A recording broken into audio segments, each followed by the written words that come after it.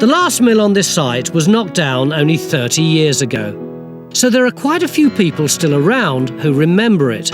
They saw it at work.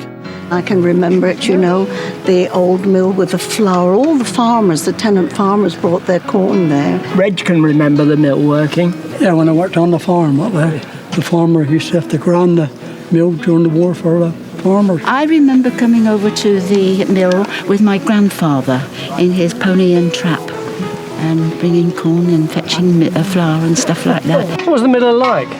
Oh, he was a little short chap, and he was always covered in white flour. He really was a dusty miller. Yeah, yeah, he was.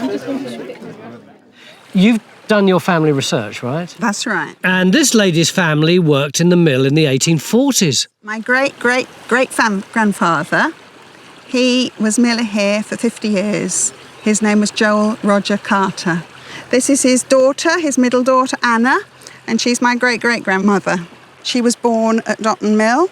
Joel Carter, the miller, he was quite a musician. He played cornet, that he used to go up on the hills above the mill to play, and they could hear the music all across the valley.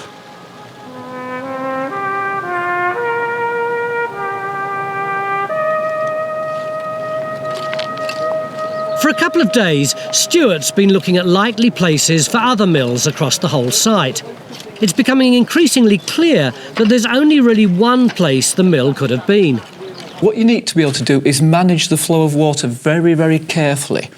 And what they've done here at Dotton is to manage the river in a very specific way by building a weir across the river here, which then allows the water to flow down a leat in a ditch. They dig a ditch down here, the water flows down it, turns the mill wheel, and then the water just flows back into the river down here. And one thing to point out is the road, which I think has got forgotten in all the search that we've got. When you say the road, that's our little country lane. That's it. It's absolutely critical to the siting. Yeah. It's the only crossing of this valley in the parish. What you need with a mill is not only the water to turn the wheel, but you also need to deliver the corn to grind, and you need to take the flour away. So the conditions are absolutely perfect for the mill just at that point.